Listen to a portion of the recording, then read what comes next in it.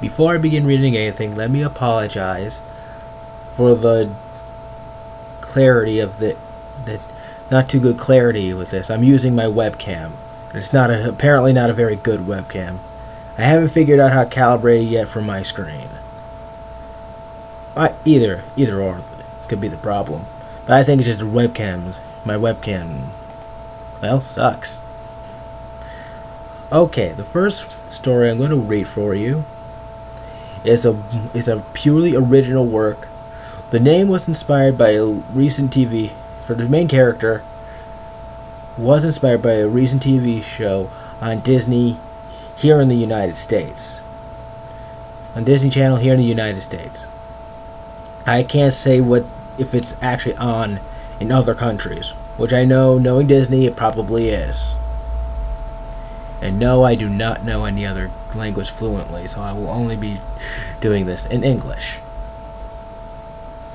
Okay, this story is called Secrets of a Teenage Vampire. I know there's been a lot about vampires lately, but just bear with me, and the name is subject to change. This is still in its... This is the one story I am intending to turn into a book, so please try not to steal my thunder, so to speak. Okay, this is chapter 1. The only reason you can't see anything is because I'm looking at it right now on my screen while I'm doing the video. Okay, here we go. Secrets of a Teenage Vampire, chapter 1. Starts off like this. Welcome to Micah City. A city enshrouded in mystery. A city at the center of supernatural activity. Almost everyone in town has a secret they don't want others, especially outsiders, to know about. My family is no different. We have 3 big secrets. Secret number 1, my mother Esmeralda is a mighty sorceress. Secret number 2, my dad Darius is a top-notch monster hunter. And number 3 is my secret. And it is really top secret. So secret, not even my parents know about it. Oh, why is it so secret, you ask? Okay, I'll just come out and say it. I'm a vampire, and the main reason I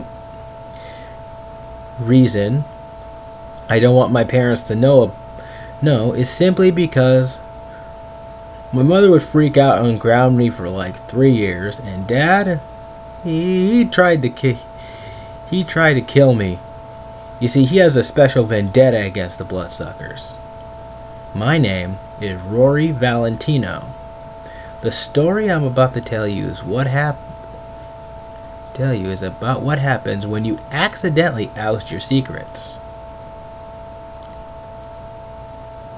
Yeah, I think I'm gonna end up changing that last line. It won't make sense once the story gets started. So, okay. Anyways, on with this reading. Yes, let me make sure I'm recording. Okay, good. Alright. My story begins during Micah City's annual Sunset Festival. The festival is the most anticipated event of the summer. So, of course, my entire family was excited, me included. However, even with the jubilation of the festival in the air, I couldn't shake the bad feeling I was getting, but I dismissed it. As we got into my dad's car to head to the festival grounds, a loud screeching began to emanate from his back pocket. He pulled out a slim device that looked like an iPod, except it was blood red and with 2 antennae attached to the top.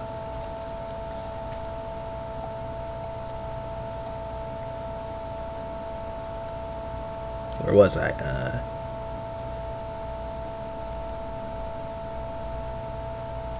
Oh, here we go. Sorry about that. Yep, it was blood red with 2 antennae attached to the top. The screen had a squiggly line, like the line you'd see on one of those heart machines at the hospital. Well, it was pulsing up and down very quickly.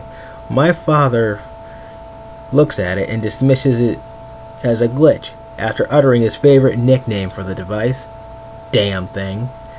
Aside from that, the car ride was relatively quiet until the damn thing went off again. Oh, sorry, went off for the second time in only an hour. Dad again curses at it and dismisses it as a glitch. Now, my dad isn't that observant. At least not with family things. If it has claws, spit fires, or roars, he notices it immediately.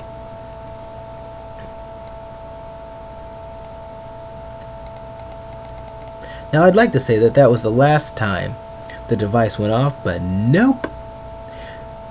Because it went off again just before it reached the gates. My dad finally gets fed up with the thing. I don't understand it. My UED sensor keeps going off. He stays more to himself than anyone else. I mean, it's had glitches in the past, but if it's going off this frequently, that means there is a major Class A monster on the loose. My mom gives him her warning look. That thing goes off at the slightest hint of black magic. I wouldn't be surprised if there are warlocks and poltergeists here. That's my mom. Direct and straight to the point. Oh, she doesn't know how much I wish it was just black magic, because she deals with warlocks all the time. But I know what's setting off Dad's UED thing. In short, it's me. As we walk through the festival ground, my mother Esmeralda notices my quiet demeanor.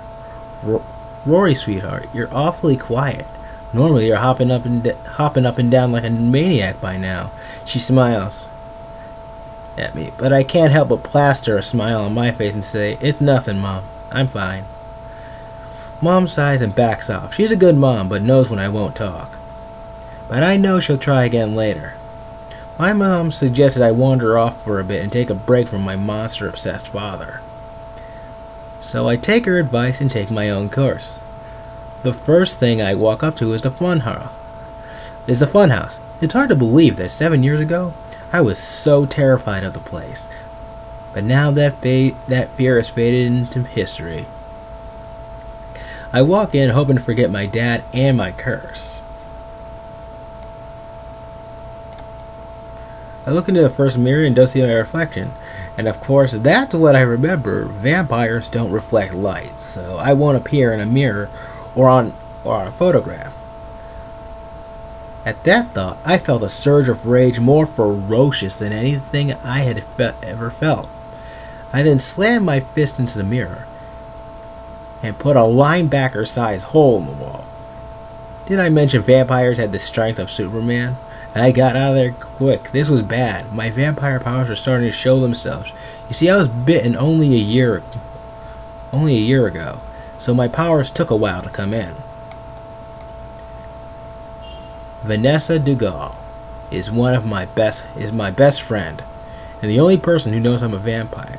Even after learning that fact, Vanessa remained my friend. She's truly is one of a kind. Vanessa understands me better than anyone ever could. I've always felt calm around her because I don't have to be anyone but myself. The thing is, she moved away 3 years ago, but she always came back for the Sunset Festival. Like me, it was her favorite time of the year too. Well, that and my birthday, because she got to beat me up. I usually get butterflies at the thought of seeing Vanessa here. But when I saw her this year, she changed. She wasn't a girl anymore. She had grown into a beautiful young lady. When I first laid eyes on her near the Ferris wheel, my heart would have skipped three beats, if it could. Almost immediately as I notice her, she notices me. She runs over to me and throws her arms around me. I admit I was stunned. She'd never done that before. But then again, we hadn't seen each other for 3 years. She pulls back to look at me, and first her eyes lock with mine. But then her eyes rake down my body. Here's my attempt at a female voice, so bear with me if it's not too good. OMG! Just look at how much you've grown, Rory, she exclaims excitedly. By that time the shock had worn off. Vanessa, my God, you've changed a lot too, I commented, flashing the first genuine smile in weeks. Vanessa giggles. And Vanessa giggles. Although I know vampires don't age, she adds as an afterthought. Let's go to the funhouse. It's our favorite attraction. Yeah, I was there earlier and left a truck-sized hole in the wall. I told her about getting him angry about the whole vampire thing. And punching the mirror. Whoa, if you don't calm it down, your parents are bound to notice something. And Vanessa's prediction proved right on target as none other than my father, Darius, walks out of the funhouse. He spots me and strides over it. Hey Rory, I thought I'd find you near here. This is your favorite attraction after all. And is that little Vanessa?